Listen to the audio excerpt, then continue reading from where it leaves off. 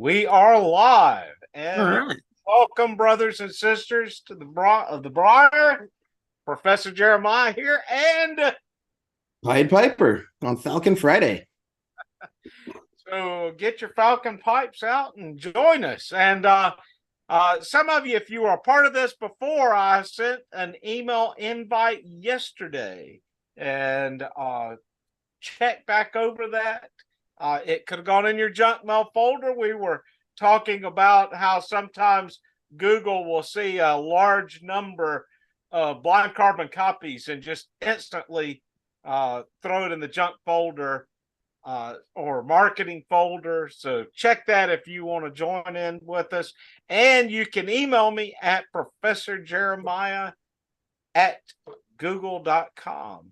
And I can still get you in here if it's if we're still meeting, if we're still live. Still So going.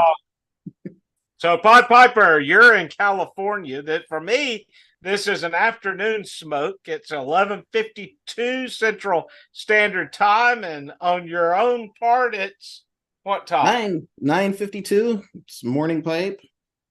Nice, beautiful weather outside. So what'd you decide to start your day off with? Or this might be more than your first bowl here. I don't know. Oh no, I slept in. It's my day off. So I have a random mix of tobaccos from the bottom of multiple pouches, and I went with that today. Heavy on the Virginias. So that's the Castaways jar then. It is. That's So at the Brewery in Birmingham. I guess they still have it. I don't recall seeing it last time, but they had a jar off to the side that whenever they had, just a little bit left over, or maybe it's what was still in the their measuring tin. It's just on the off the table. And there was occasionally, and I don't know if he still comes in, but there was this Russian guy that would come in, and that's what he always bought, because I think it's like $3 an ounce for what they were selling. Now, prices may have changed. I don't know. So nobody hold me to that. But well, you can also buy the best of the rest bag, which is supposed to be the same thing, and they have, I think, two versions: the aromatic or the English. oh, do they have that at Smoking Pipes?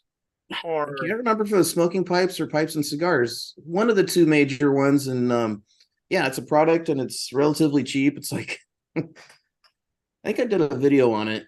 I'd have to search for it though. Best of the rest. Best of the rest. A big bag of best of the rest. That's good. That's a good deal. So, and you said we were talking earlier, you don't have any problems getting tobacco shipped to you in California then? No, I don't have any problems getting it shipped from any of the major places, but some of the local tobacco shops and liquor stores stopped selling pipe tobacco because there was a ban on flavored tobacco. So like all the flavored cigars and most of the pipe tobaccos, they opted to stop selling it just because it was a risk of getting a big fine.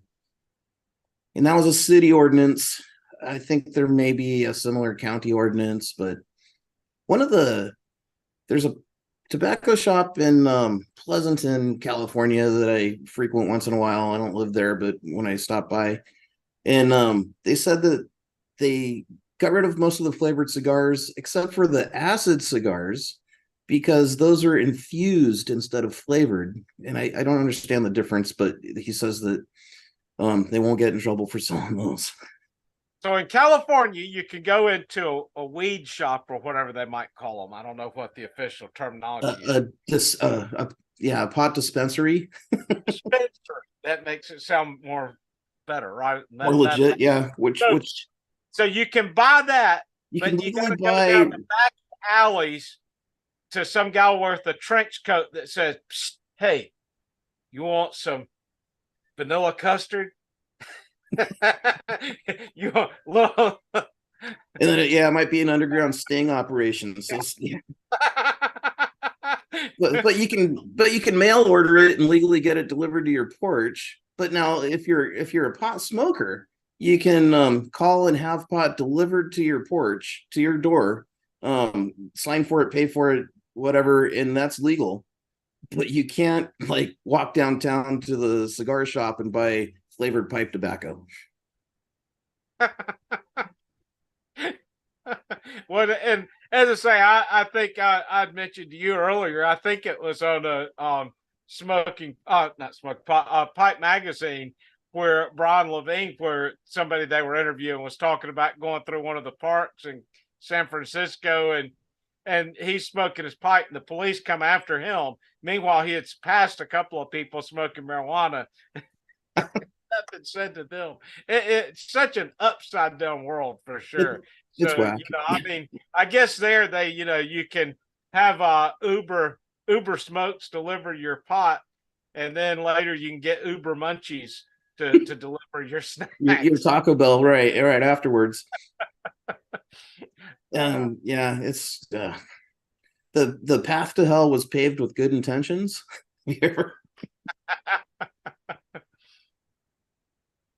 But probably nobody's delivering Captain Black to your door, right? No, yeah, that's harder to find. Oh goodness, that's Well, maybe great. you can get Captain Black, but not Captain Black Grape. which I know at first it just sounds Captain Black Grape, just it doesn't sound right at all. But I will say I got a pouch of it and I smoked it, but do not ever, honestly, do not ever smoke that in a pipe that you like. Oh, it does ghost it. It will ghost a cob. And I think if it'll ghost a cob, it's going to ghost Meerschaum too. It's just, it leaves, but it's like smoking grape Kool-Aid. That is exactly what it's like. It is. And the It room is note was just like over the great. top sweet. It's I don't know. It was a funny. It's fun to try. I Yeah. remember I walking think into the everybody, house. I think everybody should try it, but Yeah, I remember kids telling me, "You smell like grapes." Like funniest thing I ever heard. I think I still have a little bit left. Well, more than a little bit. Yep. But yeah, it was strong.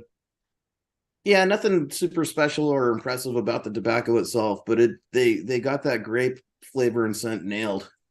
Oh, they definitely they got it. They nailed it for sure. So well, we got Preacher Man Piper says greeting fellows, and good to have you along with us. Hey, what I'm going to post my email address over here in the comment section, and if anybody does want to jump in and join us, they are more than welcome. If you got your Falcon pipe, that's the all requirement we have. Other than that, there's no steady requirements here.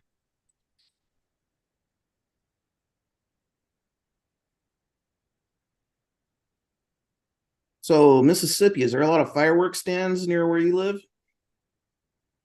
Oh yeah.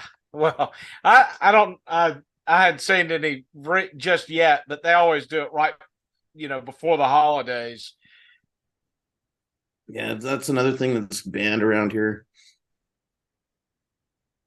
It's Small like they business.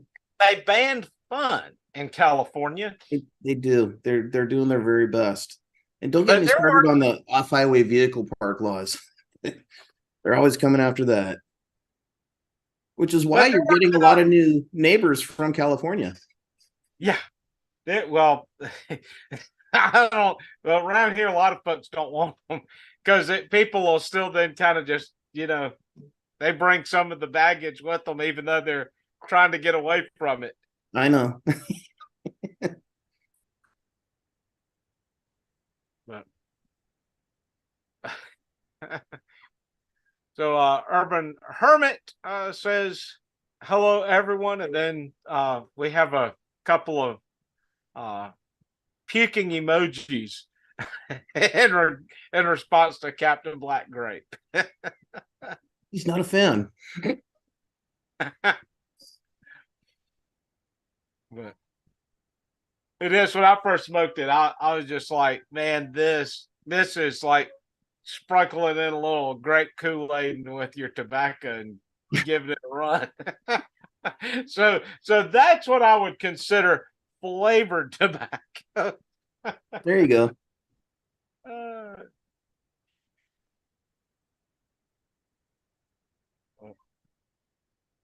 so I didn't say what I'm smoking. I've got some Country Squire Ruins of Windsor. Uh-huh. And it's a nice little blend here. I'm gonna have to look it up though to get all the base of it. But anybody out there, you can look it up. But it's a nice blend. It's pretty much what I've been smoking in this pipe here.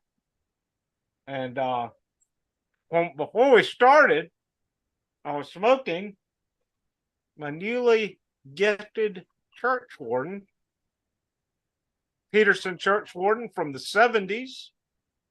And since it's got some age to it, I was smoking my Edgeworth aromatic. So this was from the 70s. We opened this at the last pipe club in Birmingham, and I was gifted this generously, and I have been smoking away at it.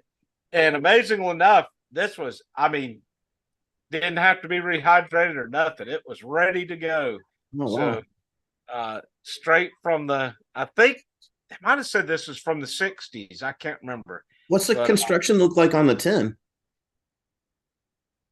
well, it had the key. So it had Oh, to yeah.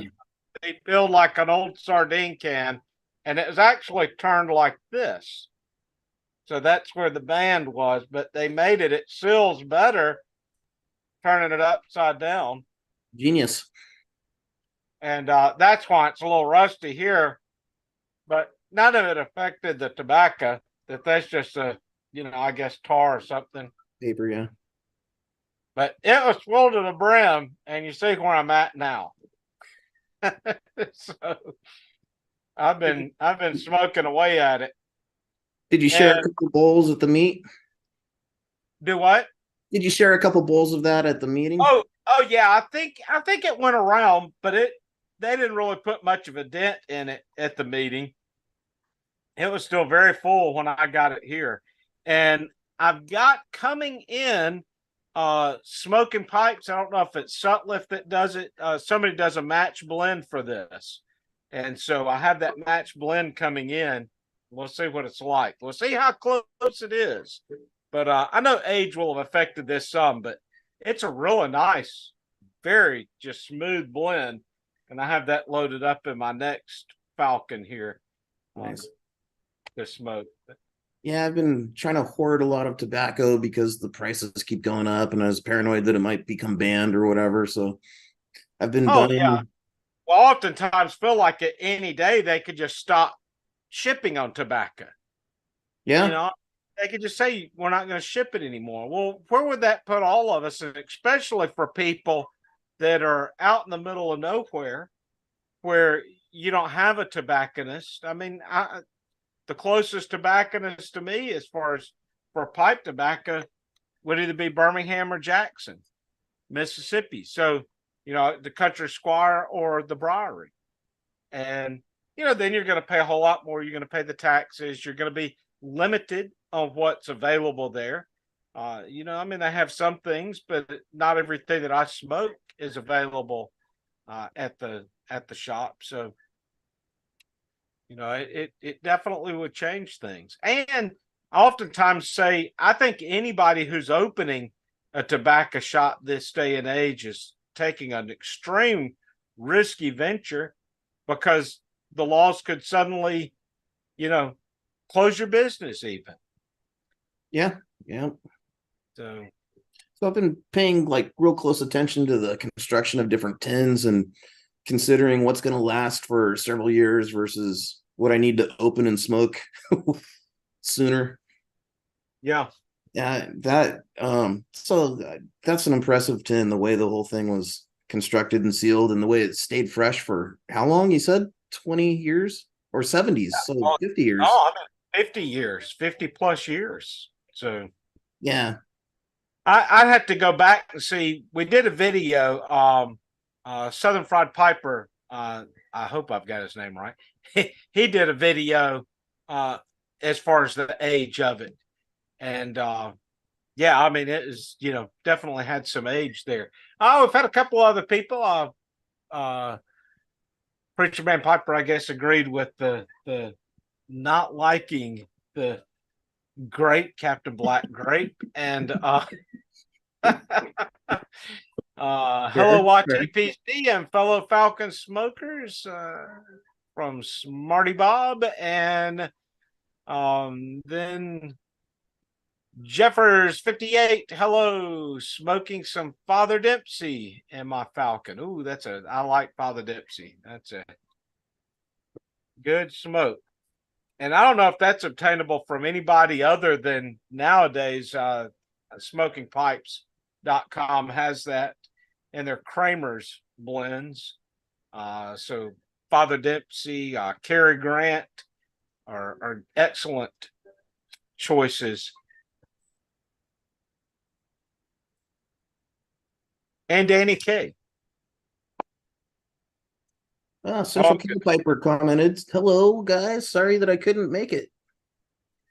Yeah, we hated he didn't make it. I was looking forward to him being down there with us.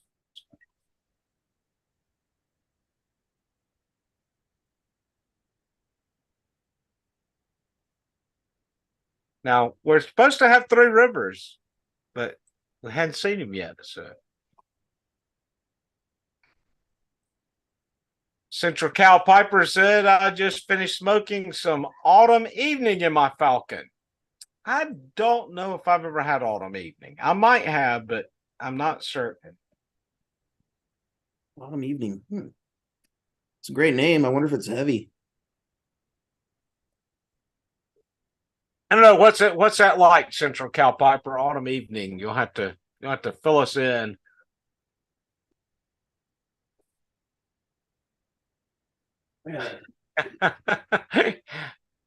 Preacher Man Piper said, "You got that right. You're welcome to all the grape tobacco." Well, I've only smoked, I think, 2 or 3 bowls of it.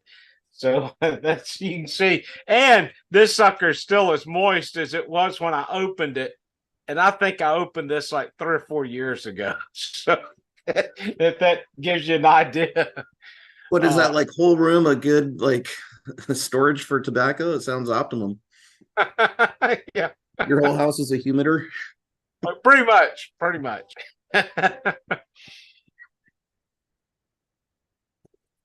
I will say I battle if you can see my cigar humidor here, I battle the settings on it and keeping it going, but it's hard even though I have I think an Oasis is what it's called in there. It's still tough to keep it just in a good balance. Well, you're one up on me. I don't take perfect care of my cigars. I got a good sized cigar box that I keep a few in and then order as I go.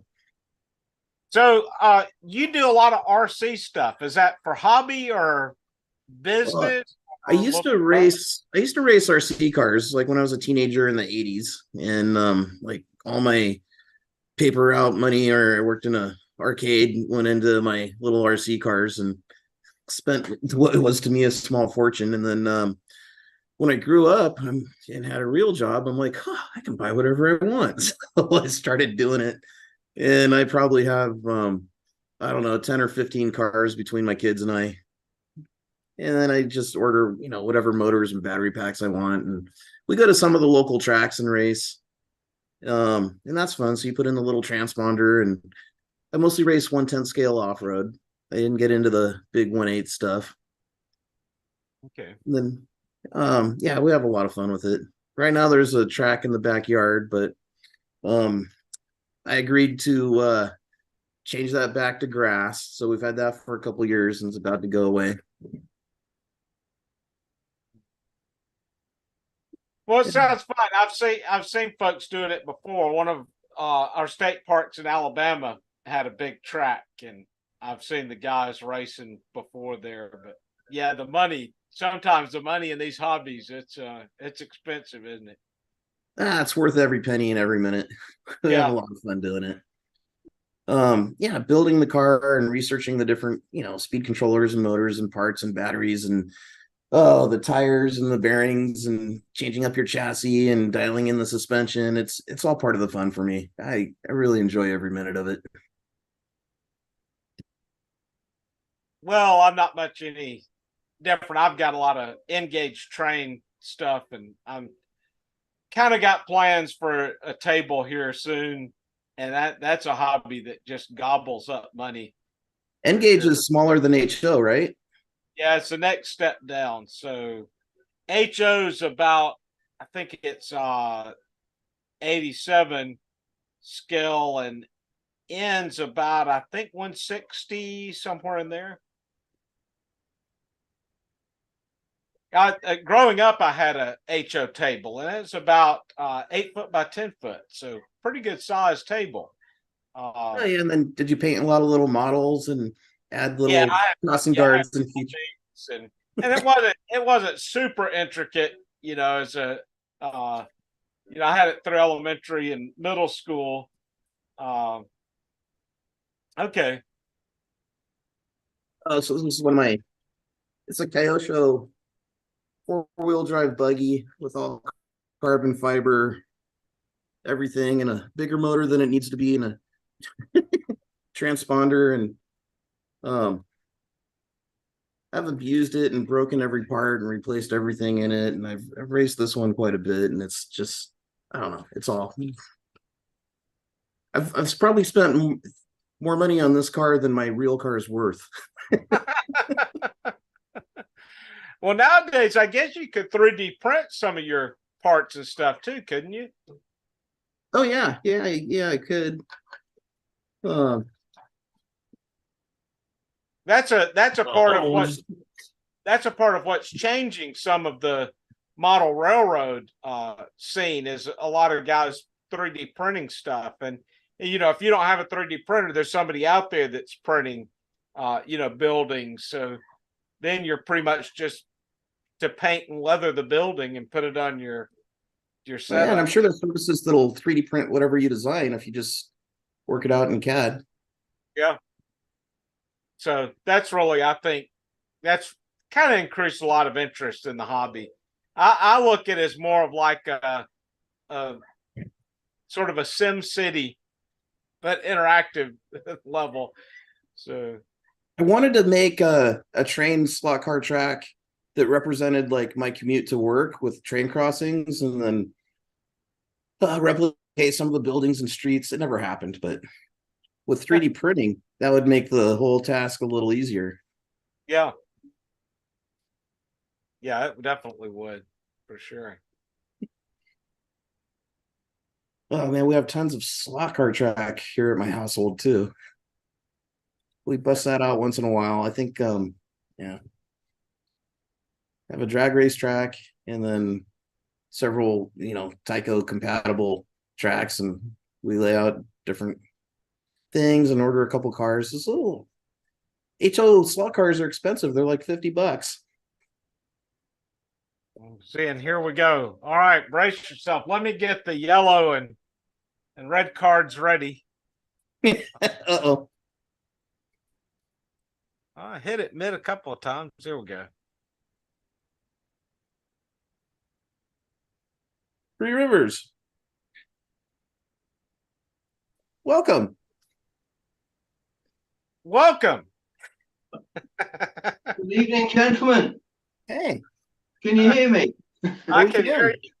I think I got the timeline wrong at this end. Blame Doctor Who. I thought it was 5:30, so our time. Anyway, good to see you both. What time is it your time right now? 5:15, unless my watch has stopped. No, according to the computer, 5:15, 17:15. You must have already had a time change. Oh, crikey, yeah. Oh, ours is this Sunday. Did the rest of the world not yet? You're always after us. There you go, you see. When was your time change? An hour. No. What day? When was your? I think it was Saturday night, Sunday morning, as the song goes. There you go. See, Yeah. I wasn't counting on that. I thought you would change at the same time that we did. Well, I should have accounted for that, and I didn't, because I know you're always a week or two later than us, aren't you? There we go. We changed this Sunday. So okay, well that explains it. I was wondering where you were. Well, there might be one or two other strugglers or stragglers, and we'll see. I didn't know whether I needed to call the guard or the SAS. Something like that. Anyway, as you know, I haven't got to your book yet, Professor, but thank you all the same. And it's a nice big type, so I can read it. I like that part myself. Yeah, I've read the trilogy that I call it now. Jack Hargreaves, The Out of Town. That is a superb book standalone. And then the second book I read, Jack's Country by Paul Peacock. And this was accumulated not just with Jack's own words, but with his family and friends. So it gives you a really deep insight into the man himself. And then this one, I thought, well, maybe I'm just going to be rereading a lot of, the stuff, the old country. But no, not again. It's actually, again, complementing the other two. So I'm only 40 pages into this one so far. But yeah, just so you know, they really are, well, for me anyway, great reads. So if you could only read one, which one would you read? The one that, let's say, people that know of Jack, either through the films, Out of Town, The Old Country, you get that perspective. So the one perspective you're probably short on is the insight into the man himself, which is depicted really by his friends and his relatives in this particular book, Jack's Country. It really does get under I think I've said it before, the old wallpaper and see what's underneath. Well, they talk about his pipe, which I mentioned before. He so loved his Falcon because it was so ahead. It was new, it was efficient. That was the reason he went for it. But they describe his lifelong tobacco as honey rub. But we know it was Rich Dark Honeydew by Gallagher's. And hold on, we starting a new phase here, Piper. I was like the twist. I was frozen for a while, and I was just moving my hands around to see if I was still alive or not. Oh yeah, well, Professor's done that one to me before now. There you go. Yeah, so we're still on the book The Old Country. What kind of motorcycle was he sitting on? The Old Country.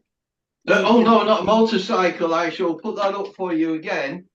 It's got 4 legs and 2 wheels. Oh, okay. I didn't see that clearly. Yeah, which makes more sense. The Old Country with a horse-drawn carriage. But it's only a 1 horsepower bike. Yeah, 1 horsepower, but a pretty good one. As I said to you before, I find it interesting that he went with a modern style pipe while everything else about his life is about the old ways.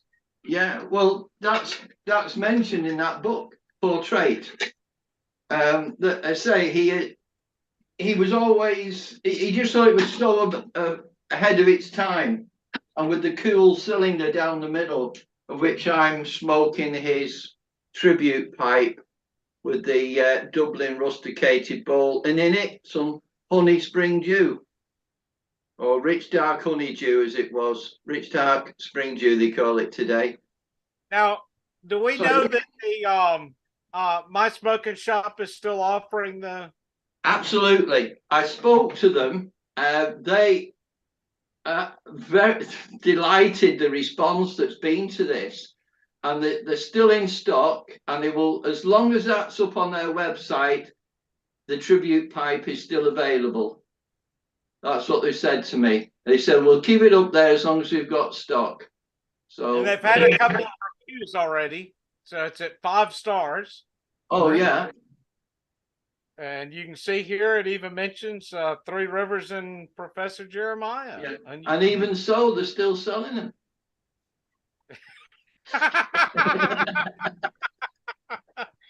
The kiss of death. Oh, that's dear. my smoking shop, and they will get that out the door to you. And we're not receiving anything from them. So No Oh, royalties, huh? well, it's a two-way street, isn't it? You know, we're sort of raising the profile, and they're fulfilling a gap if people wanted to invest in one of these pipes. When I say invest as a pipe smoker, then they're not going to accrue in value, I doubt, but they're just a nice pipe. earlier, my first smoke of the day was. All right. I hope that special tobacco from Durham University hasn't ghosted it. I was smoking the Edgeworth. All right, red. Yeah. Back in the 70s, a friend I was working with, I was 17 at the time. He had a friend in the States, and they were sending over these foil packets of Edgeworth. And in them was this dark, almost like a coffee bean. That's what they look like. And you just rub them up, and a beautiful smoke. And I don't know if that's still available today, but I was in a blue, pretty certain it was blue. Edgeworth. So are you saying that the previous tobacco I'm not saying in anything. this is why Trooper was so interested in this pipe? It could be, yes. Have you got a liking for Jimi Hendrix all of a sudden? It's more Bob Marley. But Oh no. I've heard a few covers of that one. One in particular is really bad. It's quite scary, actually. Yeah. I think it was me. I never knew about it. So I was Pied Piper. Did I see a four-wheel drive vehicle in your hands earlier? Oh yeah, it was a 4-wheel drive buggy that I had. We're Like talking a- about RC cars. Yeah, like a dune buggy. Yeah, 4-wheel drive dune buggy. Yeah. So this is one that I race whenever I can at the local tracks. Wow, they go some speed, don't they? Yeah, different. Here's a truck that I race, also all carbon fiber and modified as far as you could. Just while we're on carbon fiber, and I really should have Googled this and looked it up. Boron. I don't know if it's like something superseding the carbon fiber. BORUN. Kevlar? I don't know. Boron. I don't know. I've probably got it completely and utterly wrong. Well, there you go. Pop music. Have you had a good response, Professor? I didn't really get any emails back from folks this time. So we are it. Now, we have had a few people commenting, and that's been very good. We have Preacher Man Piper in here a little bit ago. Hi, Doc. Good to see you. Well, good to know you're there, Doc. I can't see any of the... can I? And Central Cal Piper said, well, he sent his greetings. He wasn't able to join us, but he did send his greetings. He said we have a little town, Three Rivers in California. So there you go. I think, do they have a baseball team there? And their old stadium was Three Rivers. Have I got it completely mixed up? Ghost Cobb once asked me, he did ask, why do you call your channel Three Rivers? And I explained it was after the book that I wrote. And he said, oh, it's just that we have I'm not sure if it's American football or baseball, probably, of their team. And their old stadium was the Three Rivers Stadium, I think. And if people want your book, they probably still have some at the Wild Game Trust, correct? The Gamekeepers Welfare Trust, if you go on my last video, there's a contact there. There are still some books there, and all the proceeds go to the Gamekeepers Welfare Trust, and that's the only place I know now that still has any stock at all. And there's a gentleman from Arizona, Sean. He's just bought one, so I know that, and they are in stock. They're still in stock. What are available in the world, actually. That's the only source you can get them from now. Yeah, and if you like fly fishing and like the side of the camaraderie and the stories, and that's the side of it you'll get, with a smattering of technical help and advice, possibly. And the right, I won't go any further into it. I was thinking, actually, now that they're nearly all out there, I might do a few episodes and taking tidbits from the book and do a few videos on it. Well, and anyway, coming up to Christmas, what a great Christmas gift for any fly fisher out there. £12.50 sterling is what they're selling for, plus post and packaging. There you go. And that goes to help the gamekeepers. It retired. I mean, at the moment, they're suffering so much. The custodians of the countryside, not just gamekeepers, the gillies, river keepers, and their families, retired, out of work. We've got, oh dear, I'm getting a bit political. Where they've been managing the moorland, obviously for shoots, at the same time, the byproduct is that those moorlands are being kept for other rare species, etc., which are flourishing. But because we have a water company called United Utilities, and they're owned by a company in America, I can't quite remember, but they've been shutting down the chutes on some of their lands. So what happens now? The foliage on there is now growing out of control. So if there's a fire, they will just spread and burn for months. And when the gamekeepers are up there, they'll, round about the autumn, I think, while it's still damp underneath, they'll burn off in quadrants.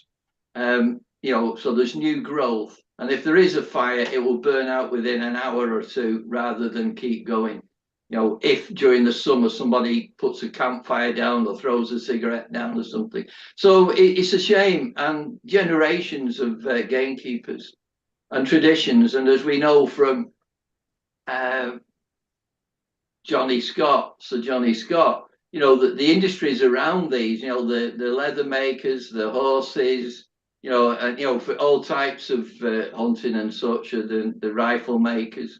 It's a whole industry in the outdoor sports, or the traditional country sports of England and Great Britain. Sorry, it all went political, didn't it? Oh, Yeah, so there's we've already gone political here. Well, I've done a video. If you go on my channel, and it's the Gamekeepers Welfare Trust, and I do talk about the good work that they do and the people that benefit from them. So there we go. Lurker Troy said that's Pittsburgh and it's Three Rivers Stadium. Correct. So you have a whole stadium. I know. Then Fly Fisher 11 said, "Hello, everyone trying to get away from work for a few minutes to join the Zoom. Fingers crossed." So we hope he is able to join us. That's Alex. That's Alex. Yeah. I see Rambling Jam put up a video 5 days ago. Yeah. Really right up to the mark again. He's not letting us down, is he? He's brilliant. No, not at all. Yeah. And I saw somebody called the Professors made a comment on there. Whoever he is. Did you post your video, or you still have? I've saved some. Well, I saved some. There's quite a bit there of the Merry Monk, which the Professor very kindly sent me, and I've also been smoking the Captain Black as well. Captain Black original. Listen, you can't. It's only the States you can get this in. It actually says for sale. only in the United States. So there Really? you go. Yeah. Because of all the tobaccos in Nigeria, that was really one of the only pipe tobaccos you could relatively easily get was Captain Black White. And I then one time found, I can't remember now. Royal or No, well, it wasn't Captain Black. It was something. I can't. I've obviously been listening to Jimmy again. I can't find it now. I'm sure it was on here. Bear with me. Sale only allowed in the United States, so maybe it's just this particular packet. I don't know. Rather than the tobacco. But there we go. That it does say it on there. For sale only in the United States. Well, that's interesting. Well, that is for years. That was all I smoked because I really didn't realize that there was other pipe tobaccos. But that's because that's what my dad, Big Bob, smoked. I was going to say, you told me that. Yeah, I did a private video to the professor thanking him for this tobacco. But I could put that up. I could release it, but I was going to do another one on another location. So I'll save it. Our UK people are going to be a little late today because their time changed already. Oh, no, we should be coordinated now. 5:30, I think. Yeah. Chris, good to see you. There he is. Welcome. Did you get the memo about the shirts then? About the what? The shirts, Chris. Did you get the memo? Yeah. Apparently, I should have put on my black shirt today. But I have got the poppy here, but you can't quite see it. So let's not forget. Instead, I went with the Moishi Dion look minus the eye patch. Yeah. Mine's on the. Oh, good man. First class pip tally ho. Well, yeah, I've got. I don't know. I can see there. You can probably see it there. So it gets lost in all the squares. Yeah, and I've got 1 year as well. Oh, good man. Is that what they call it, dude? what is the pin? It's a poppy.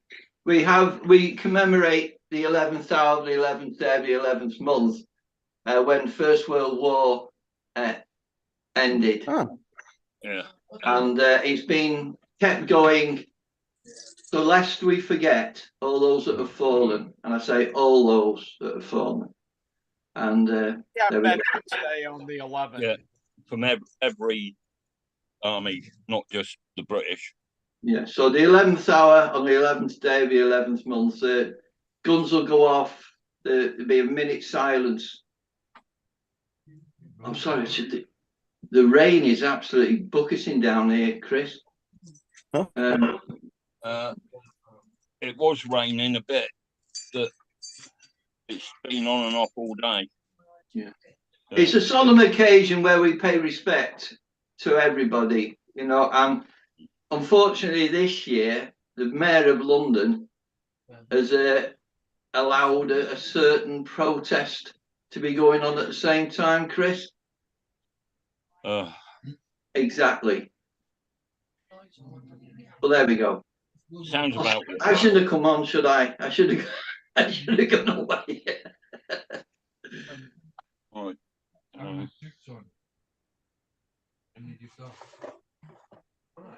I think it's my age, you know. I've got to that point now. I get invited to more funerals than I do weddings, you know. Which wasn't that good. The last one I went to, I caught the wreath. At least you get free food and drinks, don't you, Chris? Yeah. Yeah, the last one I went to, it was very solemn, and I had my phone with me, and I thought, well, no one's talking, it's all very solemn. I'll just disappear in the corner and catch up on the YTPC. Yeah, so I asked the widow, I said, have you got the Wi-Fi code? And she said, "You unfeeling little bastard." And I went, "Is that all in lowercase?"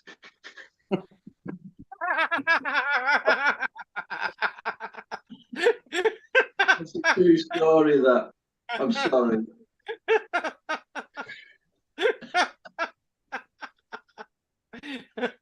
Oh dear.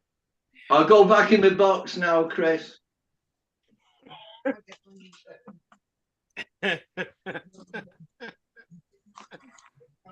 Oh goodness. And we wondered why we stopped doing these live. I was waiting for the red card or to get nuked. Yeah, but like you could have seen it coming. Like 3 days camel ride. He's up to one of his true stories. That was too funny for the live for the red card. You can't find one. Oh god. I think the only straight red I've seen was the Doc, Preacher Man Piper. I can't actually remember what it was for now. Well deserved though, I'm sure.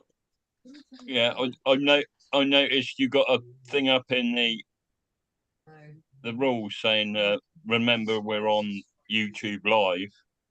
This is mainly for Free Rivers.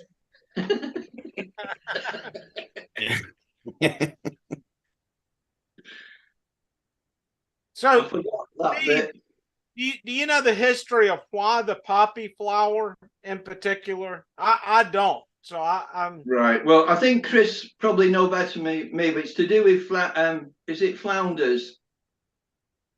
Yeah, it was where a lot of the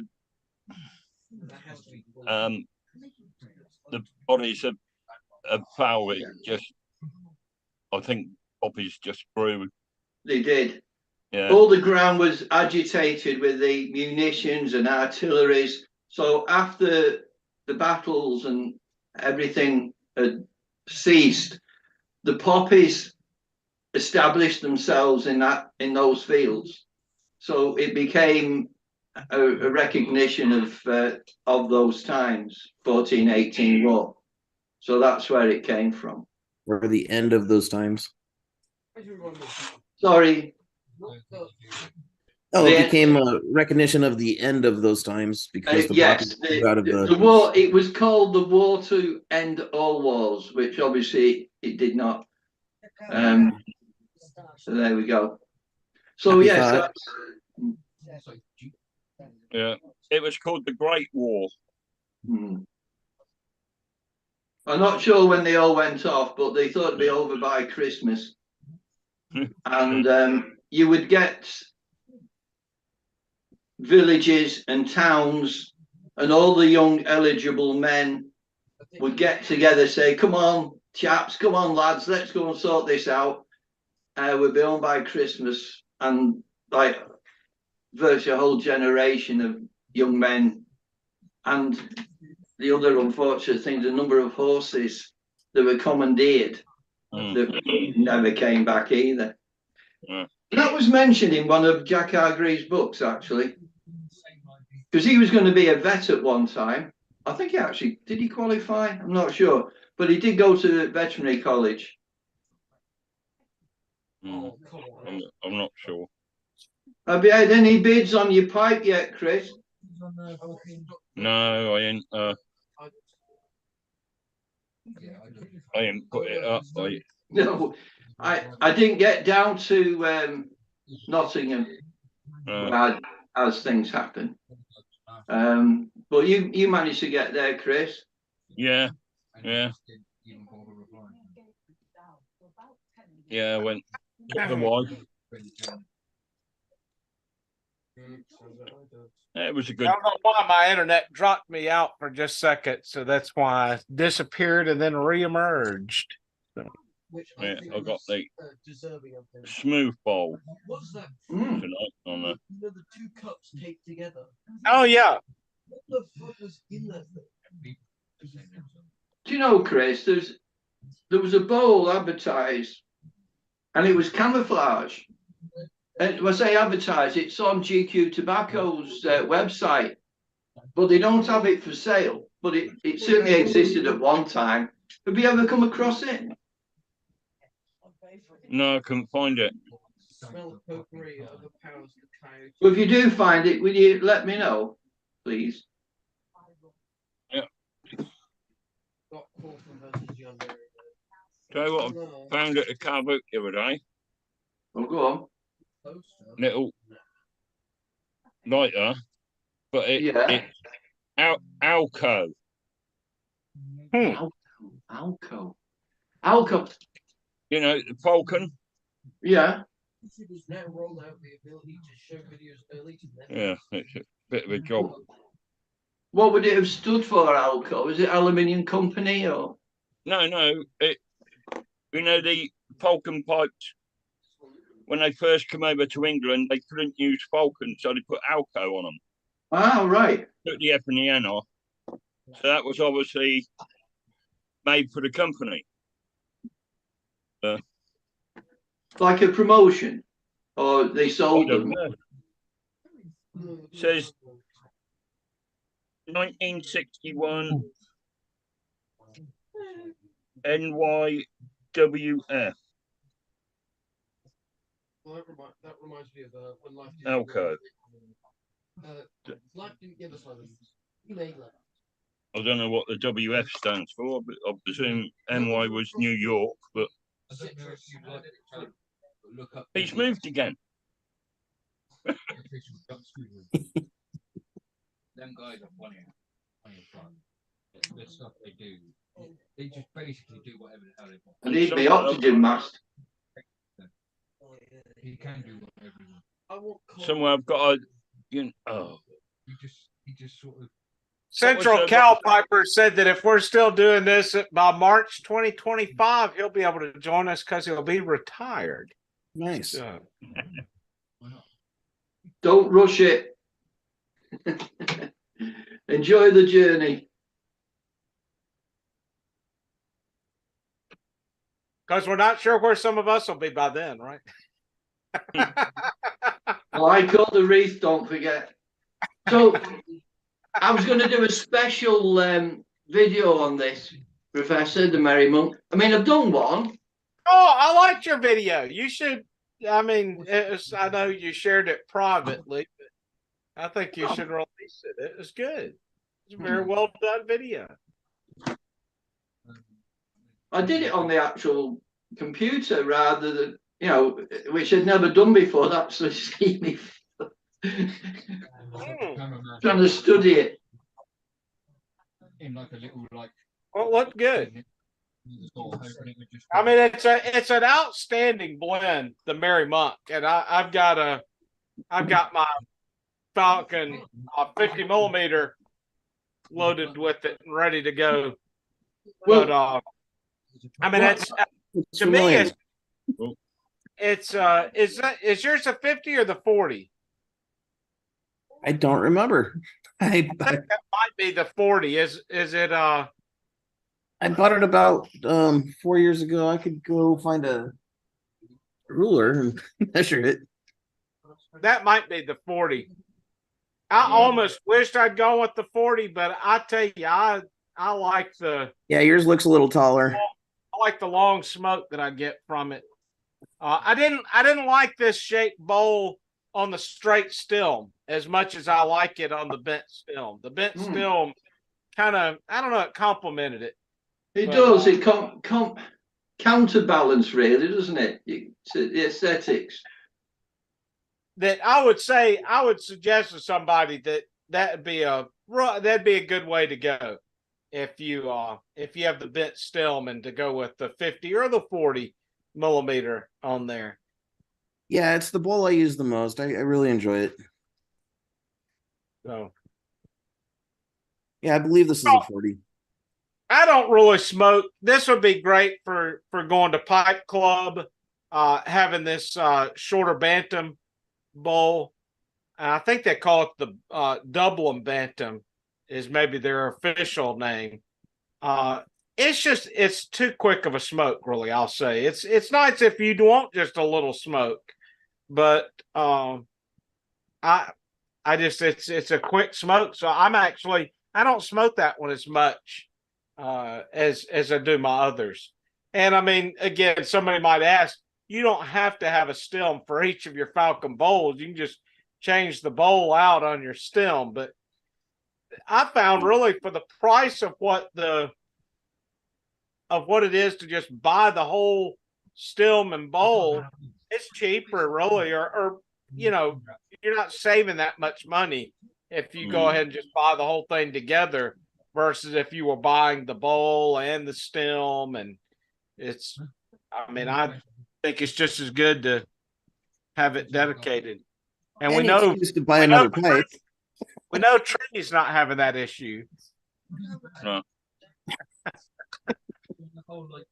Tree with the biggest pipe collection I've ever seen. And big pipes. What'd you do with your big Falcon?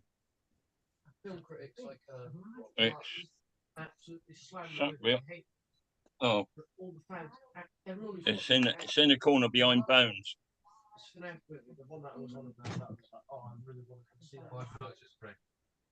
Yeah, hang on, let me move Bones. Professor, can I ask? The Merry Monk, my first bowl, the perique came through quite prominently, not in a bad way, in a good way, which made me call it very much a vapor.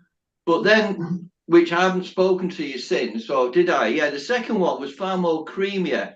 And then the perique sort of disappeared after. It was just like a distant echo on the third and fourth bowl I had. So creamy would be a word as well. I know you said campfire, and I think I was sort of walking through a damp, autumn forest with the leaves, which I don't think would be too dissimilar, with the fresh. It's like campfire with a rich, dark hardwood. There you go. See.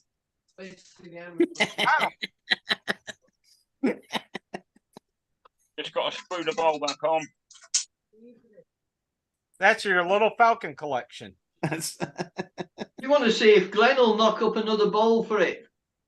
Yeah. There you go. Save a tree, literally. Yeah. Yeah. How many pounds will that hold?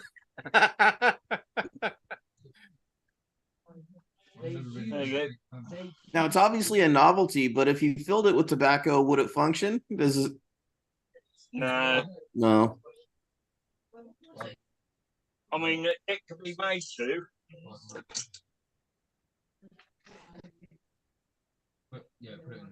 Beautiful.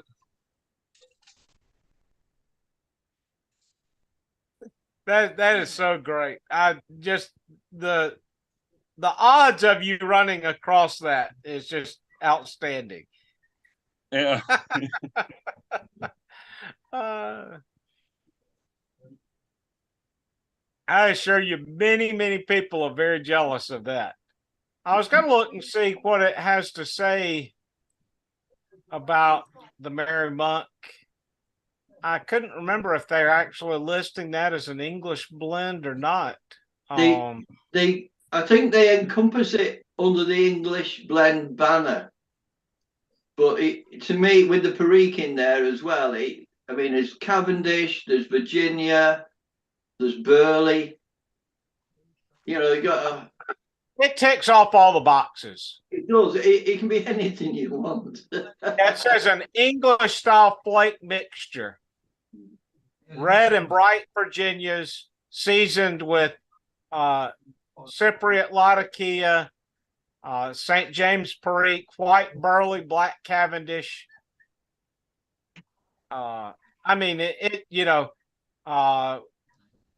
Once blended, the mixture is pressed and aged in cakes before being cut into flakes, marrying the flavor, enhancing the benefits of the pressing process.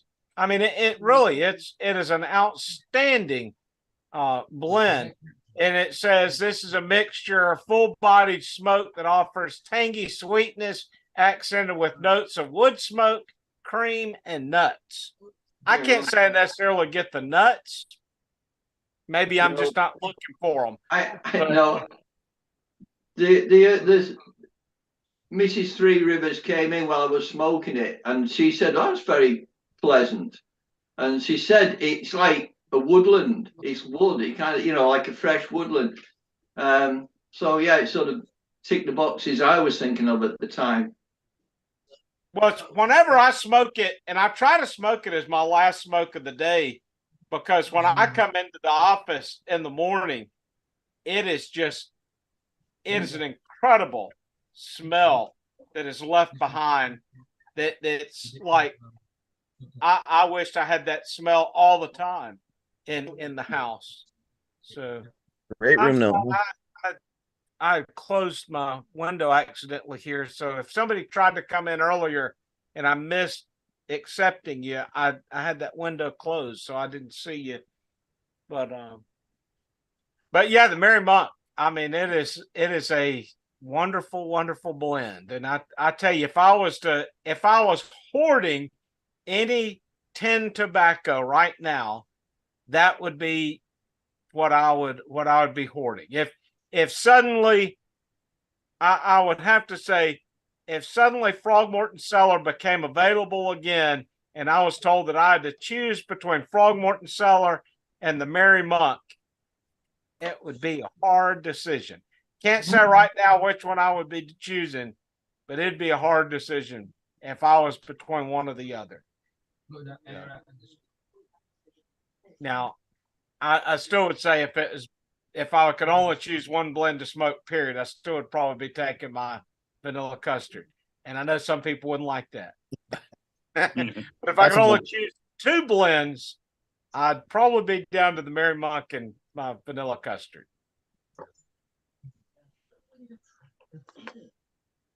The famous vanilla custard. Do you know, Tree? I've never tried it, but it is a premium tobacco, isn't it? Tree mixture. What's the constituents? It's supposed to be this more or less the same as Falcon Sobrani. So it's a Balkan blend. There's another I haven't smoked for a long time, Balkan Soprani, and Silviu in Bucharest. He's been smoking some Clan of late, and I haven't smoked Clan since the 70s, but he said we need to try it. So I think I might just get some next time out, just for a change. Do you smoke St. Bruno much, Tree? There's some Clan. Yeah, I smoke St. Bruno all the time. I've always got a pouch of St. Bruno. Right, well, there we go. I've always got St. Bruno on the go, but the local Asda will not be stocking it anymore for some reason. And they said when they run out of Condor, they're going to stop stocking it. That's Asda. So I don't know if it's a rule that they're dropping the pipe tobacco. Do you have Asda down near you? Yeah, I mean, the main one I go to is Sainsbury's, but they've stopped doing all the pipe tobacco in Sainsbury's now. Oh, yeah. Oh, well. Well, this one I got from my smoking shop. I don't think you can get cigars in there either.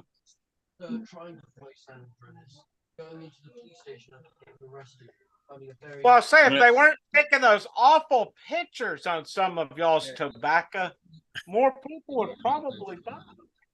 Yeah, exactly. There you go. Them pictures are putting the kids off buying it. The company president. I mean, it's like they're trying to discourage people from buying it with those awful pictures they're putting on there. I know. Yeah. Almost like that, yeah. I mean, well, you might have heard a few years back there was one where it said something like that smoking might lead to amputation, and it had like a guy's amputated leg on there. Well, the guy who it actually was his amputated leg, he sees that on a pouch, recognizes it, that's my leg, and his leg wasn't cut off because he was a smoker, and I forget the details of why his leg had to be amputated, but it's like, all this stuff is just ridiculous. Yeah, Yeah. yeah, that's a decent advert. Joke is Well, before Steve gets his out,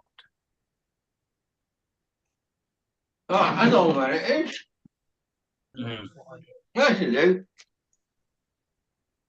but how many of these have you run across, Tree? How many of these do you have? I haven't got one of those.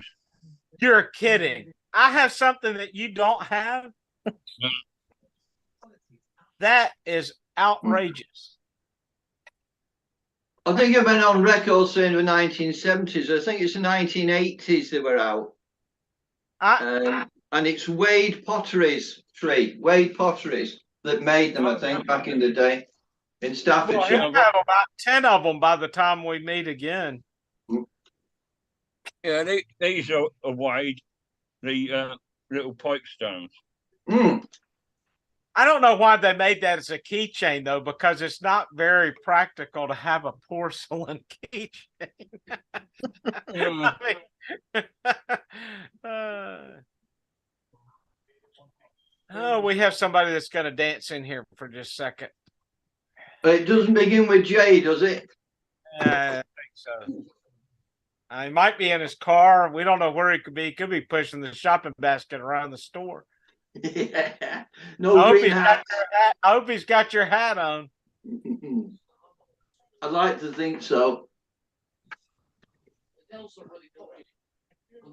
We'll have to watch our P's and Q's now.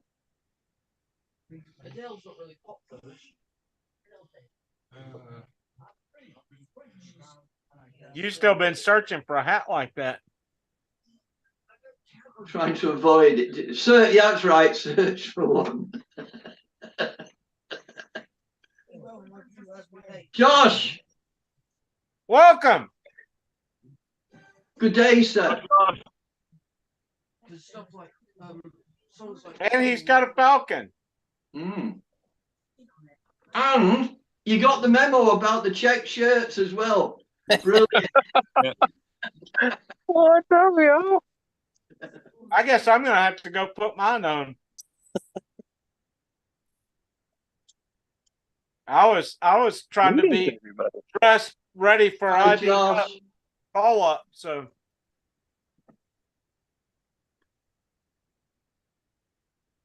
did you see the 95-year-old man that's all in his IDF kit and ready for action? No, I must have missed that. That's Yeah. wild, though. Yeah, it's a For a woman, she's low. Good for him, though. At 95, if you have the willingness to go ahead, God bless you. yeah. That's Heck, he was probably there in 48. oh yeah, I think he was there before. I'll show a little clip. I won't run the audio, but I'll show the clip. And anybody that wants to go in search of it later, you can. But if you listen to Kill 'Em All, There's a channel called. Oh, sorry. Here's 95-year-old out in his kit. Wow. So, but started fighting for Israel in 1944. Goodness gracious. So Nothing like about the 78, 79 years of experience.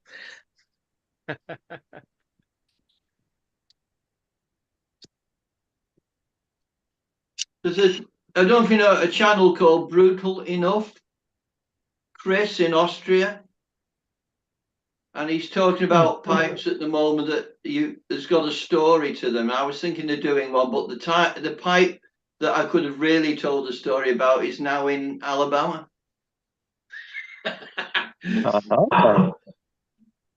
no, Mississippi. Mississippi. Yeah, I was trying to get the taxman to move away from you. That's all. I was gonna have it as a color pipe. It does suit you. I just don't smoke. Well, I haven't. I had a Bewley as well. You know the Bewley pipes, Chris, don't you? Yeah, yeah. I used to have a Bewley churchwarden. I say put a lot of in a box somewhere, moved, and where that box ended up, I don't know. But yeah, that was a prize pipe back in the day.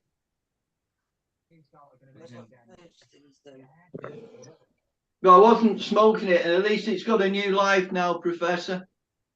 Yeah, I really appreciate it. That's a great pipe to add to the collection for sure.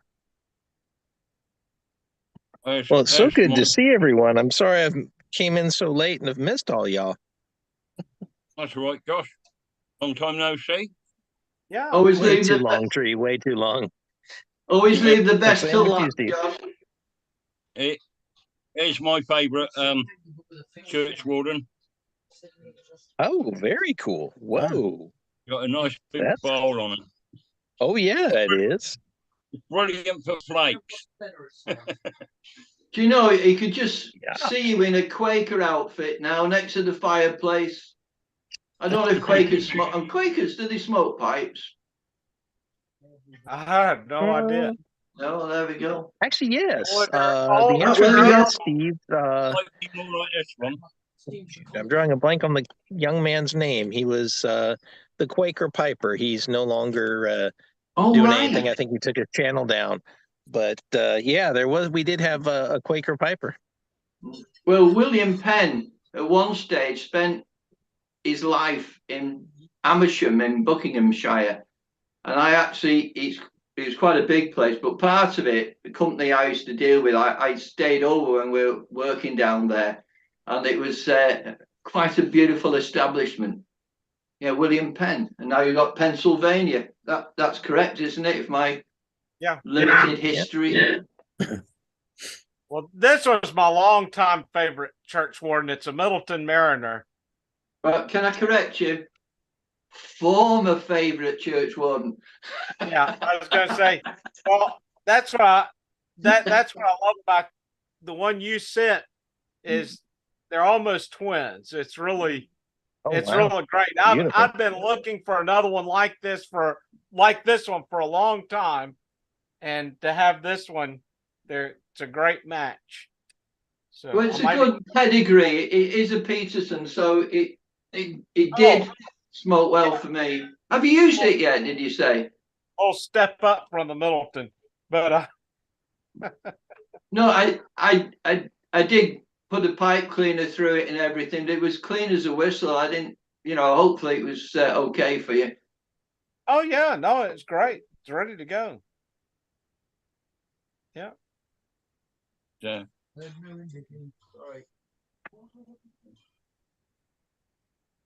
Yeah, that channel, brutal enough. He's a wonderful gentleman called Chris, and I think the name came from a band he was in. Because when you just see it brutal enough, you think he's some kind of bouncer, or wrestler or something. But no, he's a wonderful gentleman. If you've not found his channel, I would give it a go. Brutal enough, Chris. Well, I'll write that down so I don't forget it. If I can find a pen. I've got a pencil. I work there. Well, guys, I'm gonna have to cut out. It was nice chatting with you. And you. Yeah, great to have you, and you helped open up the Friday Falcon smoke today. Oh yeah. All right. Well, I'll see you guys next time. Yeah. Take care. Bye. Now I really feel the odd man out since everybody's in plaid. Next time I need to be notified of this. Hey, it was totally random on my part for sure. No, it's a sixth sense, Josh. We're all in tune with each other. They're like the paranormal. Absolutely.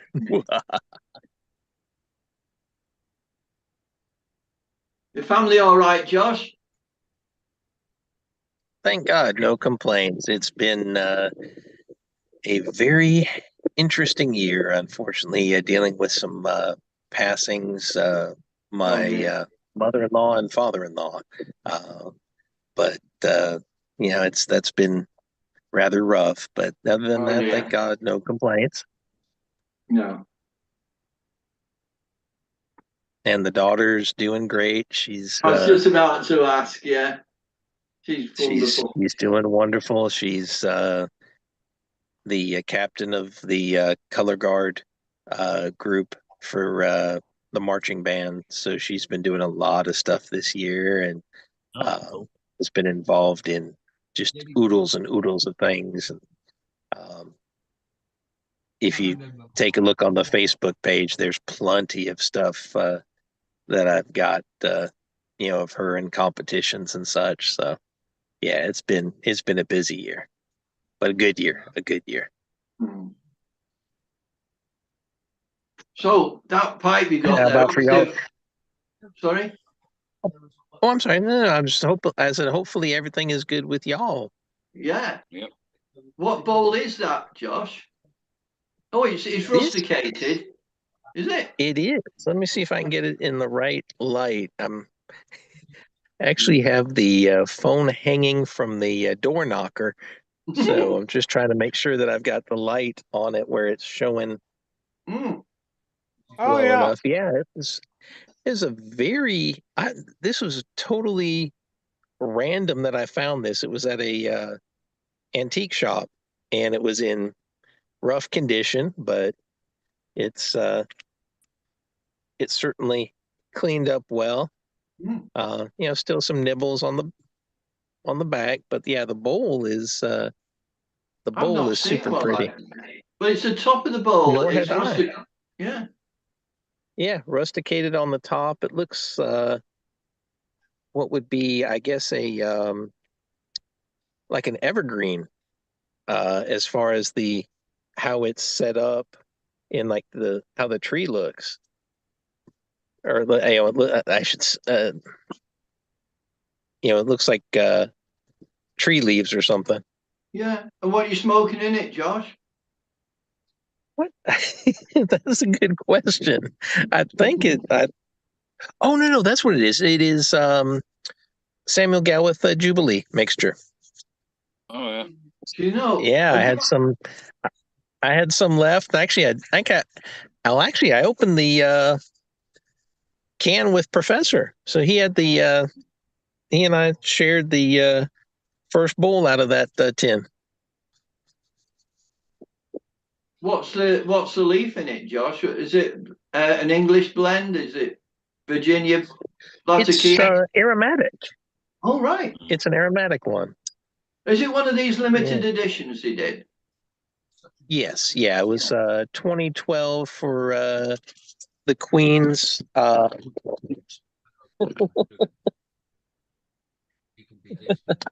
The dog decided to go inside. Oh, right. Was it a golden jubilee? Yes. Yep. Yeah, sure. I've had a tin of that. Well, Josh, this is what you missed at Pipe Club. Oh wow, that's cool looking. I can immediately recognize the base. Brandon brought that and then sent it home with me. So. There you go.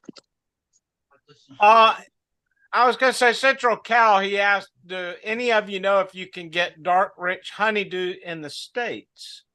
I don't know. I know you can get Delta honeydew from the Country Squire. I couldn't tell you how close it is to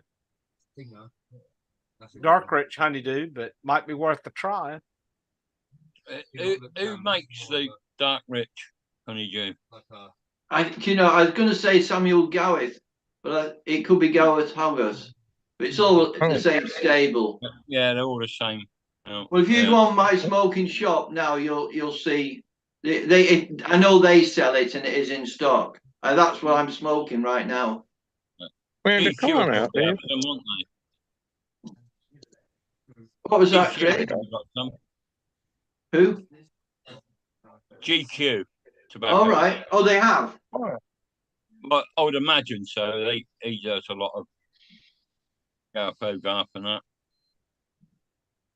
Yeah, because I bought that tin of tree mixture off him at the pipe show, and I asked him about it, and he said he'd run out. So they will. Do you know? Yeah. Can I ask Tree this? I didn't get to the show, but there's one gentleman did a film going round, and it wasn't Bob on this occasion. Bob Trucking Pipe. He did a short film. There's somebody else. It was Welsh Piper. There you go, Welsh Piper. And he went past the stand for Gowith Hoggers, Samuel Gowith. And the lady there was saying, we've got some new tobaccos. He said, yeah. And I go over. So they've released some tobaccos, but I don't know what they are. He didn't speak to them. Oh, I think we've got Alex. Yeah. A lot of them, they've re-released rat tray ones. Looks like he was reading some kind of controversial material. I know. Yeah, you got me. Edit this out. Well, good to see you, Alex. Hi, everybody. I like the pipe.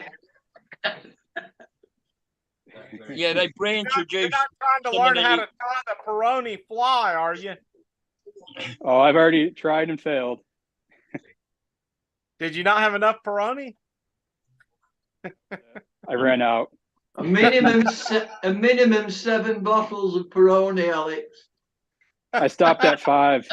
in a safe and responsible manner. Of course, you had to make it more than a 6-pack. I failed. Did you not have enough Peroni? No, I ran out. We failed at 6. We need to go to the Creebridge Hotel. That's the place. I stopped at 5. Good evening, Paul. Safe and responsible manner. Of course, you had to make it more than a 6-pack. I failed. Did you not have enough Peroni? No, I ran out. We failed at 6. We need to go to the Creebridge Hotel. That's the place. I stopped at 5. Good evening, Paul. Good evening, gentlemen all. How are we doing? Of course, you had to make it more than a 6-pack. We've got some feedback. We got a bit of feedback there, I think.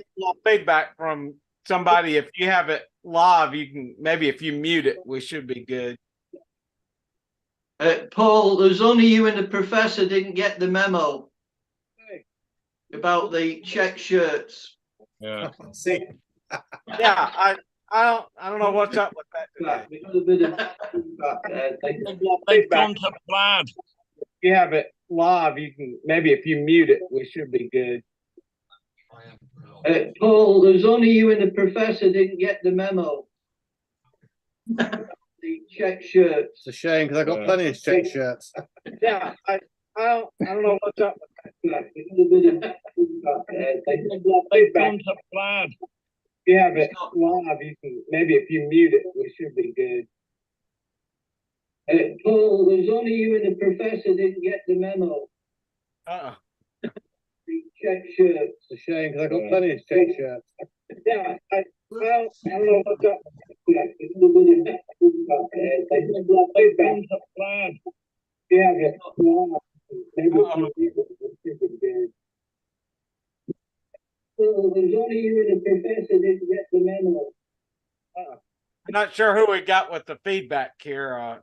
Maybe we'll check if you've got them. Play it. Too many check shirts.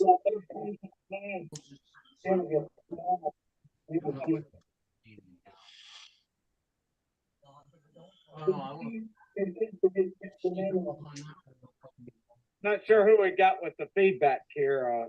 Maybe we'll check if you've got them.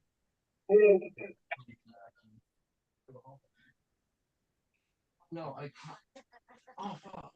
Got mine off. Oh, no. Oh, no. I can't let it. Give that a try. How are you doing, Ron? Oh, I got my check shirt on. Got my pipe, ready to go. Got my coffee. Got mine off. Good to see you, Ron. How's everybody?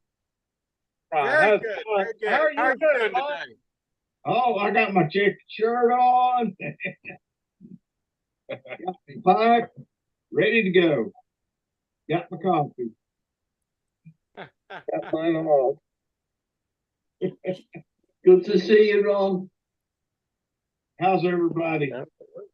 Very good. We've stayed on long enough that we're getting the crowd. Pipe, ready to go. Got my coffee. Got mine on. Good to see you, Ron. How's everybody? Very good. We've stayed on long enough that we're getting the crowd. Pipe, ready to go. Got my coffee. Got mine on. Yeah, we're getting a feedback loop somewhere. That we're getting the crowd. Well, I've made sure to turn off my anything in my background. So Yeah, we're getting a Yeah, I'm not sure. feedback loop somewhere.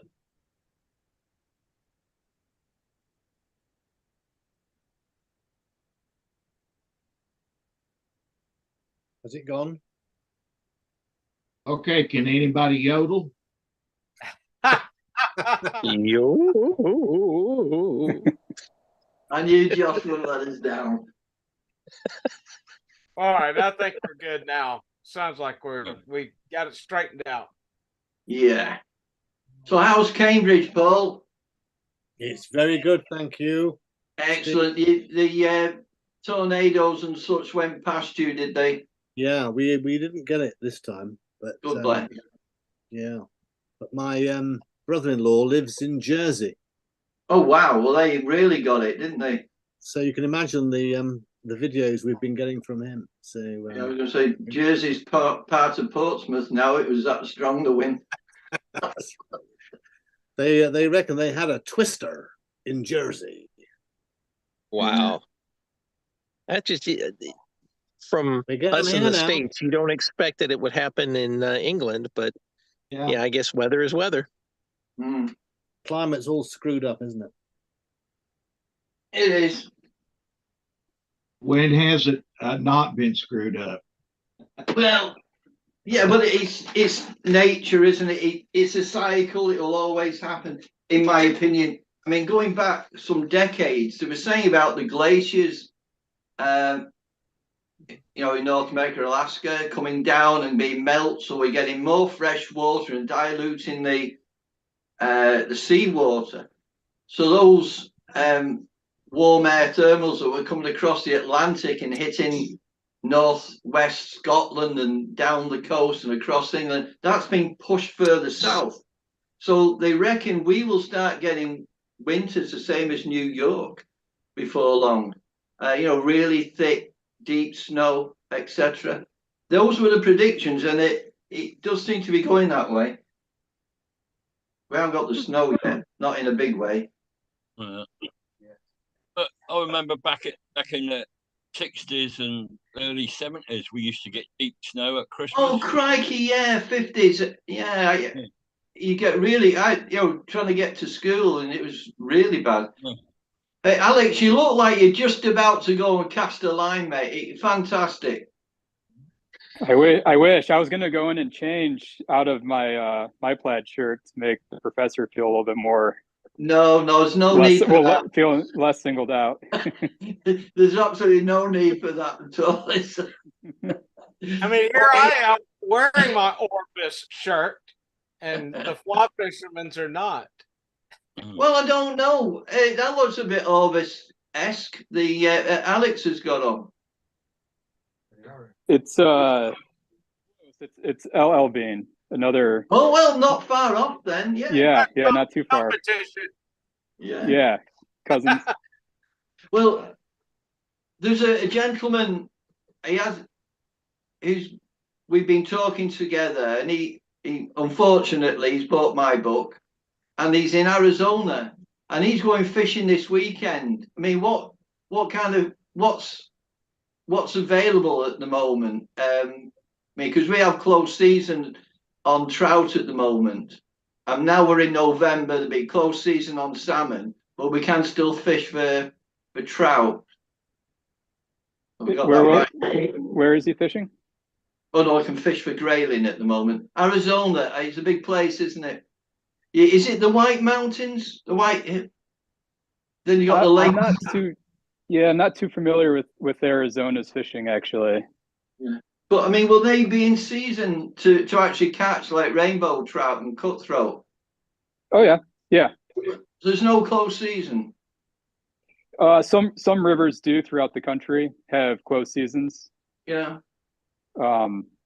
Locally where I am, about a half hour from here, there's king salmon will run in from the Great Lakes, and that's open. Brown trout's still open. Rainbow. On the Asawa, you can do everything. Yeah. Excuse my geography. King salmon, they're coming in off of the Pacific. No, the Atlantic. Great Lakes that surround the state of Michigan. Oh, the land-bound, they don't go into the oceans. Yeah, they don't run through the straits and out to New York. They stay within the state. Right. And yeah, okay. Well, yeah. I think we talked about that the other day when we were talking on your Zoom, didn't we? And I was on about the Irish lakes or lochs. With the Dollaron, which is a brown trout which migrates as would do a sea trout, to spawn. But it's called the Dollaron. I should have looked it up.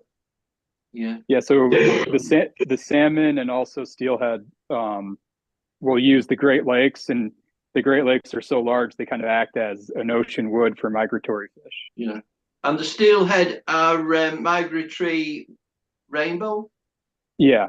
There's a debate about it because they're not they don't taste salt water, but they still act similar to the ones in Oregon and in the west side of the country. Yeah, we have rainbow here. They were introduced somewhere around the 50s, I think, into the still waters, because they've got a better tolerance to low oxygen than the brown trout. But I'll shut up now. Hey, I guess we should do a check as far as what everybody's smoking. We hadn't gone around, and I know a few people have changed bowls since we first started. What you got in your pipe, Tree? Tree pipe? Tree mixture. Tree mixture. Yeah, Mike Tree's got tree mixture in his pipe. I was going to ask you, who's supposed to be the Robert Lewis, and that? Well, they're actually owned by J.J. Fox now. But Robert Lewis was a shop in London, and they basically that was a private blend for a kernel tree. I don't know whether I'm related or not. But... There's some marvellous stories, isn't there, from those tobacconists in London? Is it St. James Street? Is it something like that? Yeah.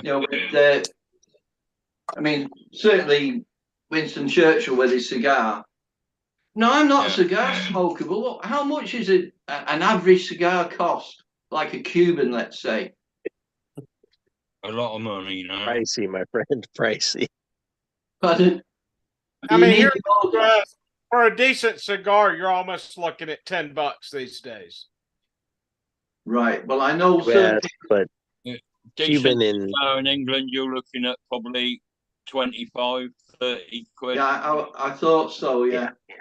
And I mean, think of how many bowls of pipe tobacco that's going to buy you. Yeah. What's a tin of tobacco go for in the UK? Well, 20 odd. Yeah, about £21 average now. £21 sterling. Yeah. I can get it for about 19 quid, £19, something. 18, 19. Versus here, you're probably looking at about, when you say about $13 to $15, Josh, for a tin of tobacco.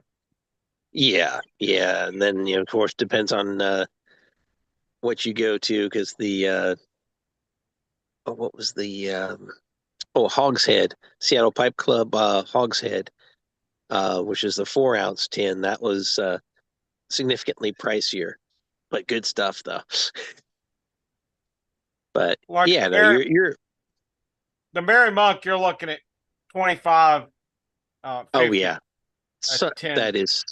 that is such a good blend, and thank you again for sharing that. That is awesome that's a stuff. pretty good cost tin too. So that's Yes, see, that stuff blew me away.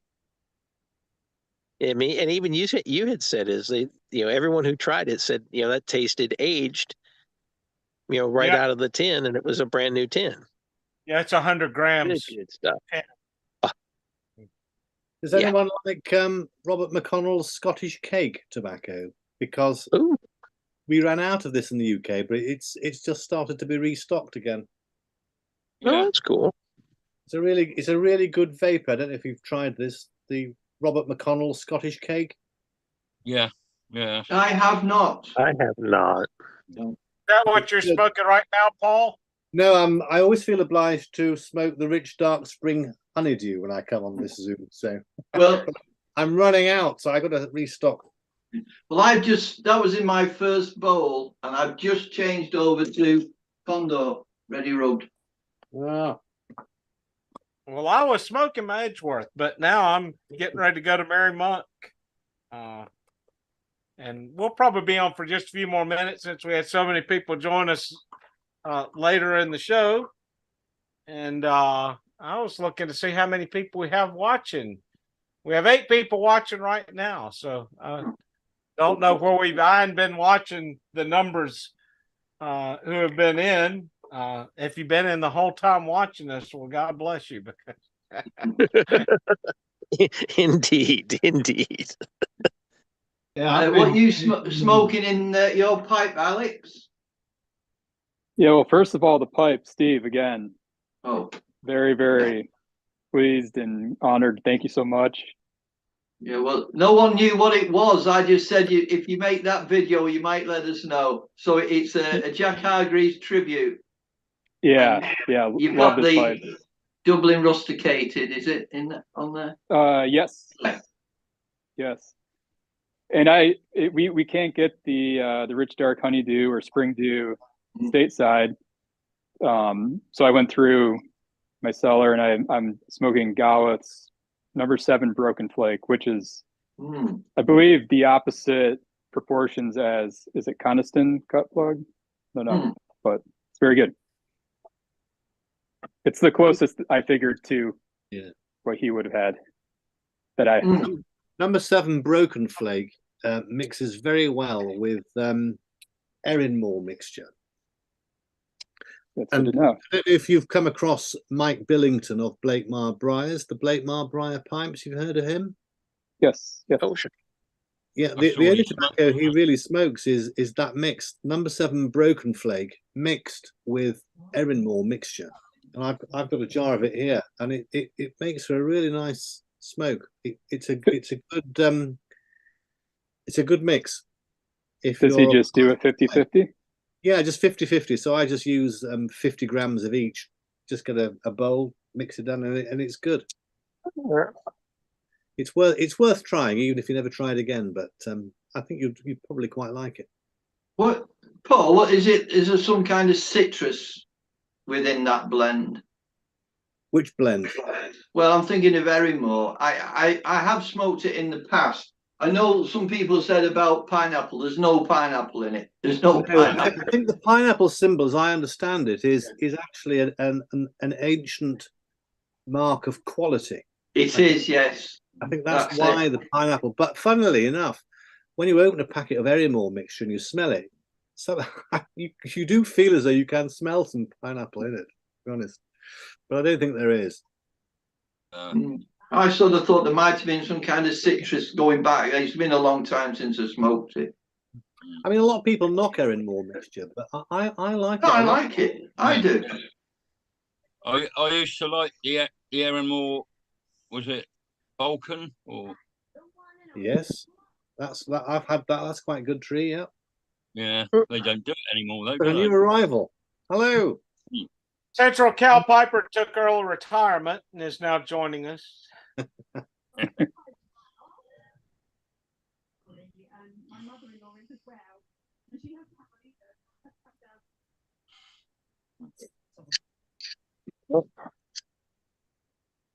What are you smoking, Ron? Smoking the Edgeworth slice. Edgeworth All right. Ready Rub, but it's the match version. Do you know, I was talking about, we were talking about Edgeworth earlier, and I saying back in the 70s, a friend of mine had a friend in the States, and he was sending him, of which I smoked, some Edgeworth, and they were in it's a blue packet, a foil packet, and when you opened it, they were like black beans, which you rub down to smoke. It was a fine tobacco, as I remember it, but this is about 1971, 72. That could well be it. But they used to come over in foil packets, and so you would open it, be fresh as can be. And what would be in that, Ron? What would be the leaf? Does it say? Burley. Burley. Burley, Virginia. Ah.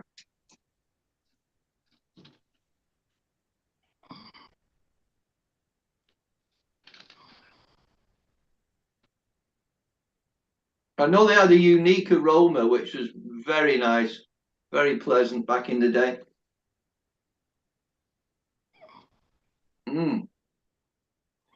Like, is that an aged tobacco, Ron? Yes. I was going to say, it looks as though you've. So how old would that be?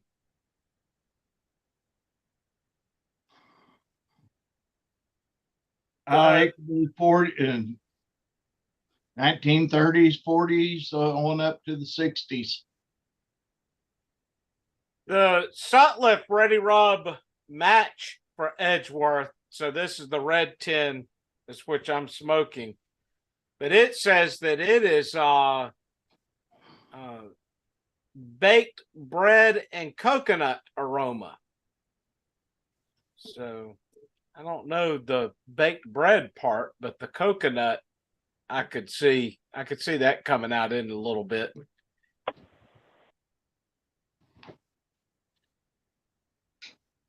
Michael, you're down in California, is it? Up in California? Yes, Central California, between Los Angeles and Fresno, Bakersfield. Well, we haven't got El Presidente here today. Bud, rebubbed by Piper. Yeah. Yeah, I thought we might see Bud, but didn't see him pop in today. Of course, it's still early morning for you guys, or I guess now we're getting on up there a little bit. What, it's almost 11 now for y'all? Oh, it was 10. What's it now? Alex. I've lost track of time now. I certainly have. 11:35 here. 11:35. Past 6 here. So, and I do owe an apology to the guys in the UK. I didn't know y'all had already had your time change. So that's I sent out your time a little off there. I just figured we all had the time change at the same time. It'll be much nicer when we get rid of this crazy time change garbage. I thought they had already gotten rid of it. I guess it's going to be next year. when they get that done. Had they said it's going to be officially done with? Oh, I thought that that's what would have been talked about, but I guess I mean, obviously, it's going to change. It's going to change this year again. So, I guess my understanding was not correct. Here in California, they doing it over here for ages, but they never got round to it. We never will. They had a great debate in this country, I believe, in Parliament back in the 1970s, debating the issue as to, whether it was better to have it sort of lighter in the mornings when kids were going to school, or have it lighter in the evenings when they were coming back from school. It's all very marginal, but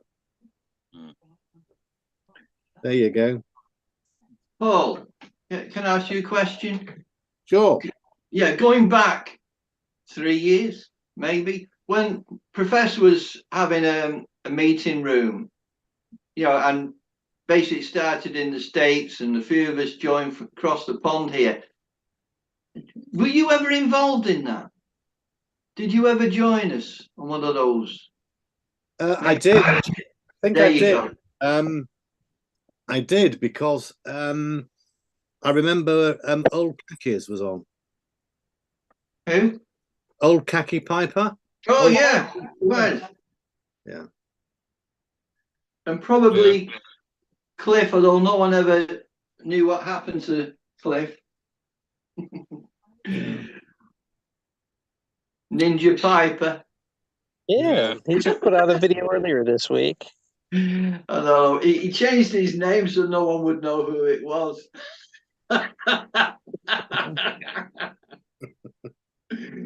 Oh dear, happy days.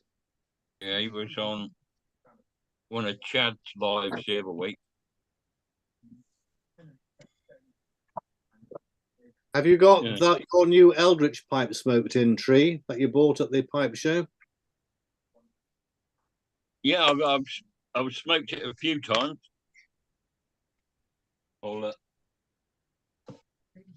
Yeah, that was a handsome looking pipe there, Tree, for sure. Yeah. Oh, yeah. So it is wild. I mean, it really is. To see Eldritch's stall there with all those pipes on his stall are all, honestly. Yeah. I love watching his videos where this week's pipe or whatever. Yeah, me too. He sat there like that, and it's like it's one of his children. He loves them so much. Yeah. Yeah. Well, he puts a lot of skill and effort into them, but for me, they're just not quite the sort of. I'm a bit too conventional. I bought a couple of pipes. I bought a couple of Ian Walker's pipes. Oh yeah. Quite like those. Oh, hold them up, Paul. Let's have a look. There we are. That's the first one. That's a sort of an octagonal, stem with a Cumberland sort of stem. Yeah. And the other one is, I suppose, is that a Liverpool? It's got a round stem with a silver on it. The mouthpiece. All straight pipes and anything really. Is that acrylic? He's not doing acrylic now, is he, on the mouthpiece? Oh, he is. Yes, that's acrylic, I think. Yeah. So there we go. Well, I'll probably see him a week on Sunday at the Glossop Pipe meeting. Yeah. It's impossible to go wrong with an Ian Walker pipe. Yeah. Just beautiful stuff. And he's so talented and has everything down. Just so pat. It's amazing. Yeah, and he's a heck of a nice individual. And his wife is absolutely. I was going to say, he's very humble, when considering the craftsmanship that he puts in and the detail. And if I've been with him, I've sat with him. And if something's not quite right, it's not right. It has to be spot on. Yeah, he's very humble. Yeah, you get plenty of briar for your money with Ian Walker. You get, you really get bit of heft, which is. In fact, he was giving out invitations, Steve, to the British Pipe Smoking Championship 2024 in May. Yeah, it's going to be in May next year. Oh, I go to that. I didn't go to the last Pipe Club meeting, but he actually unveiled, I think, maybe to a chosen one or two, the pipe that he's making the pipes for the next. That's right. Championship. That's cool. Yeah. It was Mike at Blakemire that did Blakemire, I should say, that did the one for this year. Yeah. I'm looking round where I bid it. I have been smoking it. Very light, beautiful pipe. In fact, I was talking to Mike just when they started to make an announcement. I was just about to pull the trigger on one of those Douglas Bader pipes he's got there.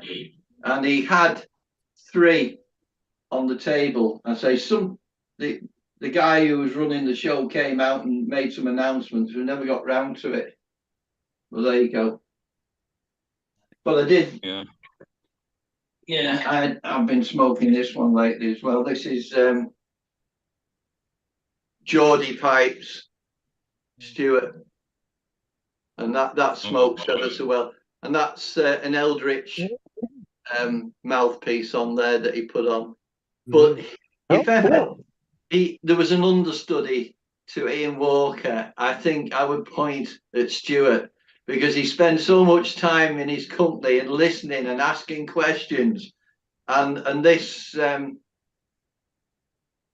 is a countryman example that he did, and this was actually the one that Ian Walker did for me. This is a G4, but obviously he's not trying to copy it like for like, but the style. Yeah, so absolutely delighted with it. Lovely smoking pipe.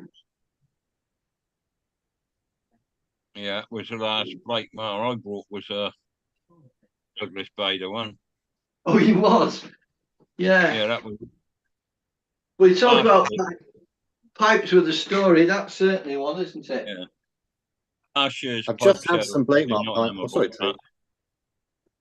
Hey, just out of curiosity, because I realized this a few days ago and I hadn't looked into it, but some of you might know. What happened to the Breyer report in regards to sending out their emails? Have they just taken a break, or I don't know. are y'all still getting them and I'm not? I don't know. Just been busy, and then there hasn't been as I think he can see how many people have opened up the Breyer report, and the numbers have gone down on the say the viewership. So maybe he'll pick it back up. Okay, well, I was just curious. Everybody was out and about. I don't always open it right when it comes in, but I open it, in time. So, but I just was curious because I realized the other day that I hadn't seen one come in a while. Yeah, the weekly Breyer report, I don't think he sends those out, but he updates the what do you want to call it? Website? Is it the bulletin board? So you can keep up with all the news. Excuse me, if I may. There's another, what I think in the UK we would call famous, Falcon pipe smoker, and that was his favourite pipe. It was the aluminium, silver, and that was Alfred Wainwright. Yeah. And we have an area in northwest England called the Lake District, and he used to walk up in the hills, and he wrote a number of maps books for people to follow with all the details, where the bothies were, where there's danger, things to look out for. And it's still a fame. He's passed now, his ashes are up there on one of the hills, aren't they, Paul? You remember Alfred, don't you? Alfred went. He was born in Blackburn. I do. Yeah. Didn't he have some TV series or something? Yes, I did have a video of him, and I did send a video over to the professor last week of him. You know, the hills just really for the scenery and such, but he does sit there and smoke his Falcon. I seem to think, I have no evidence to substantiate this, but I think he used to smoke the St. Bruno. He did live, I think, near Kendal. Oh, nice. Right on. Caravan, would you believe? At one time. I think a couple of Labour Party politicians smoked Falcons. Well, Harold Wilson smoked a Neil pipe. Kinnock. Who? Neil Kinnock. Kinnock. The Welshman. I think Tony Benn once smoked a Falcon. He did. Well, I think it probably came from Harold Wilson, because there we go. 1991. Well, Harold Wilson started smoking the pipe because he felt people would take more interest in him and believe more in what he was saying. You know, really, that was the reason behind it. It gave him credibility, and I think maybe the others joined forces with that. Yeah, this is an actor portraying the part of, I think, in certain stages. But yeah, he used to get the bus. Never had a car. He's been driven there.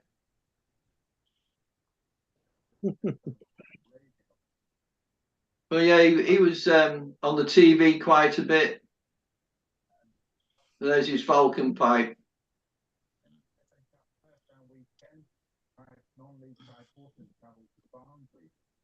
Well, friends, I have got to jump. I've got to get back to work. Surprise, surprise. But so glad to be able to join you guys, and look forward to being on the next Zoom meeting. So great to see you. Be well, everyone. Good to see you, Steve, Tree, Professor. Yeah, it's great to have you join us. See you again, Josh. Yeah, good to see you, Josh. Great to see you, Josh. I've got to go also as well, so I'm going to say goodbye as well. So I think my dinner is ready, and of course it'll be a discordant. I was going to say, I thought you were retired, Paul. All right, everyone. Be well. Take care, Josh. Yeah. Check shirt next time. Well, you never know, do you? You just never know. Check shirt or tartan. Oh, well, mine's a checked in. I don't know. What do you call it? What do you call it, Professor? You came out with a word. Plaid. Plaid. There you go. Yeah, plaid. That's an old term for it, actually. Yeah. Yeah. Well, I suppose that became tartan. Certainly, Tree's gone whole hog on the tartan. Very much shortbread. Oh, no, that's. Take care, everyone. Take care. Yeah. Nice to see you.